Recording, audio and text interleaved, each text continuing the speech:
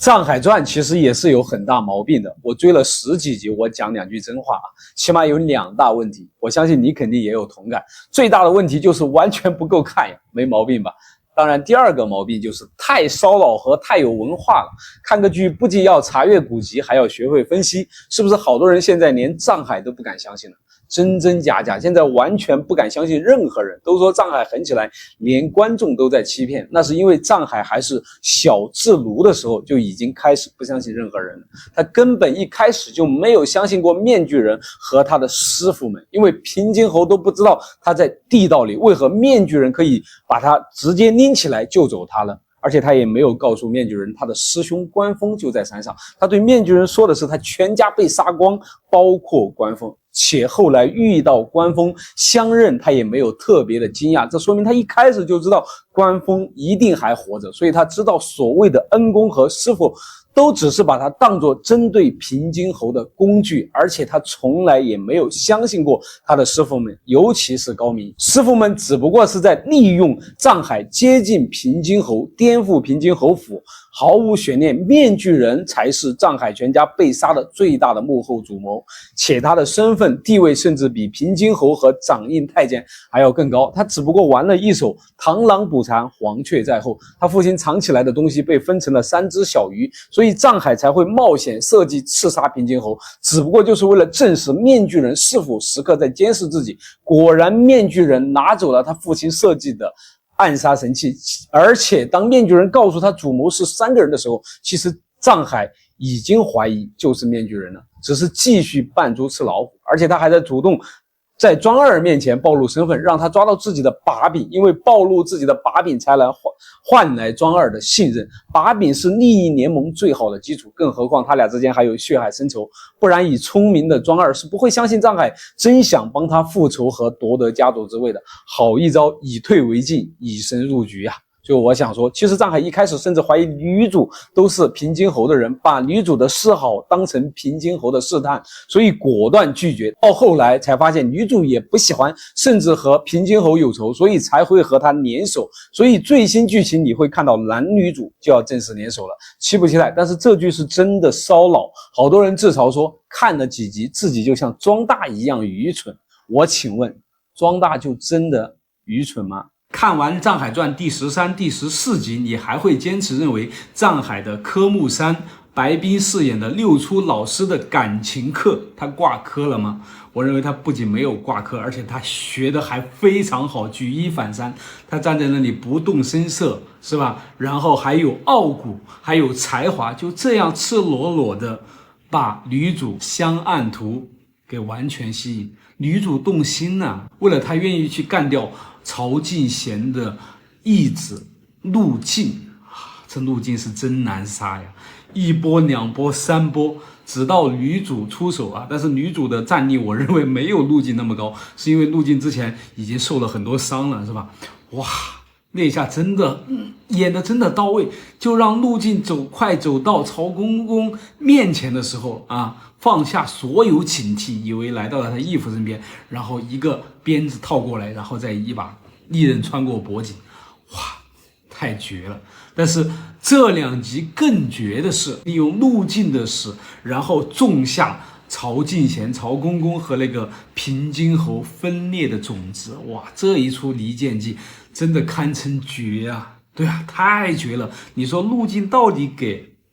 曹公公就是藏海仿写的留了一个什么字条，让他本来要去兴师问罪的找平津侯，但是却吞下所有的苦楚，然后自己回府去了。这个字条太神了，这个字条我跟你讲，那就是4两拨千斤，画龙点睛啊！就再说回男女主啊，你看一下没有萧战饰演的藏海耳根子红了，但是在给女主香岸图木发的时候，以及面对女主对吧？那个香艳场面把持住了。我认为藏海科目3学得非常成功，而且女主对藏海的喜爱或者说是喜欢已经是完全露于色了，所有人都感受到了女主喜欢上了藏海了。再说了，换你喜不喜欢不管是肖战还是藏海，那都是男女通杀呀，牛逼！这2天我在追《藏海传》藏海平津侯府以后，我注意到一个细节，平津侯就对藏海说：“你不要看四书五经，去书房里。这个时候藏海可以自由出入书房了，让他到书房里去取未了子。未了子为什么只取未了子？这个它跟其他的兵法，比如说孙子兵法啦、太公兵法啦、吴起兵法，它有什么不一样的地方？有什么独特的不一样的地方？它这个事情可以分2个方面来看吧。一个从电视剧编剧的角度，因为前几年大火的《狂飙》里面已经出现过孙子兵法了。第二个来说的话呢，就是他从这个平津侯这个人设角度来说，他跟这个未了子之间有高度的相关性和匹配度。因为未了子在五经七书里面是很特别的一本兵书，它是具有很明显的法家思想。像司马法、这个吴起兵法都讲仁义治军嘛，吴起兵法它就是一个儒家思想。那孙子兵法呢，更多的是注重的军事原则啊。但是这个未了子呢，它可以概括出来就是法家思想的3个方面。第一个呢是要赏罚分明啊，第二个呢是要把赏罚变成一个制度，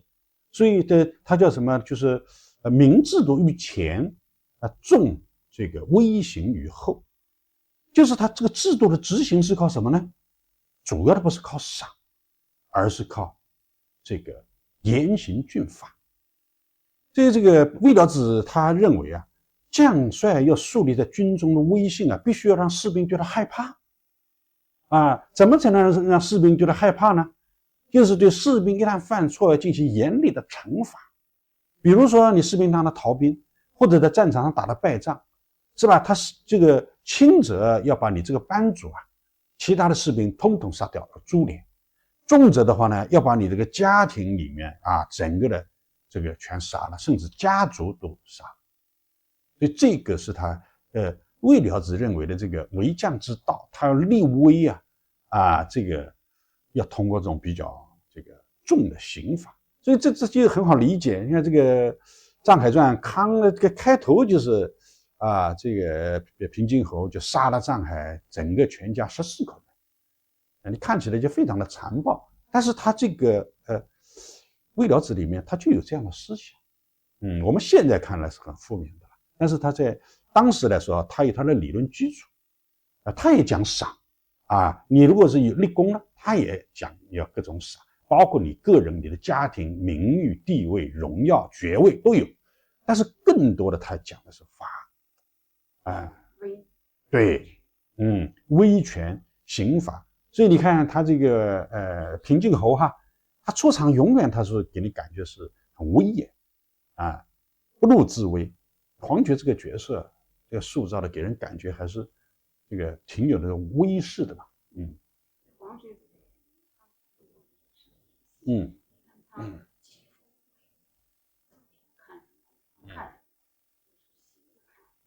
眼白比较多，对方被看，对面被看的人很难不心里发毛。这个他就是跟未了子里面的这个对将领的要求是高度一致的嘛。就是他这个未了子从人性角度分析，认为士兵这个不可能两边同时这个害怕既害怕自己的将帅又害怕敌人，不会的。就是如果是他不怕自己的将帅，他就会害怕敌人，上了战场他就会逃跑他就会贪生怕死。所以这是他的一个这个理论的一个思想。未了子呢，他原来是战国时期的魏国人然后后来呢，就是到这个从大梁然后跑到了这个秦国，然后得到秦始皇的重用。这个人还会相面很全面的，他对天下大事的分析也非常的精到